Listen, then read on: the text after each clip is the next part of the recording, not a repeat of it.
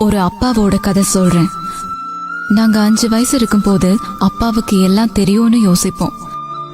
6 வயசுல இருக்கும் போது அப்பாவுக்கு நிறைய தெரியுதேன்னு யோசிப்போம். 8 வயசுல இருக்கும் போது அப்பாவுக்கு சில விஷயம் தெரியலையேன்னு யோசிப்போம்.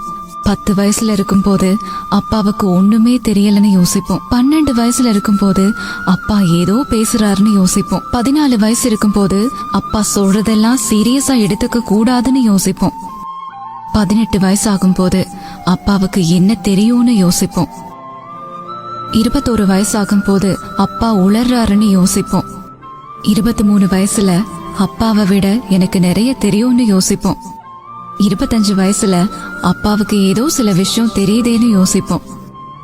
30 வயசுல நாங்க ஏன் இத அப்பா கிட்ட கேட்க கூடாதுன்னு யோசிப்போம்.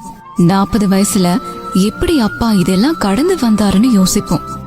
45 வயசுல அப்பா இதுவரைக்கும் சொன்னதெல்லாம் சரிதான்னு யோசிப்போம்.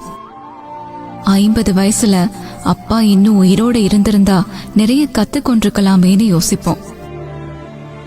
இருக்கும் போது அருமை தெரியாது, இல்லாத போதுதான் தெரியும்.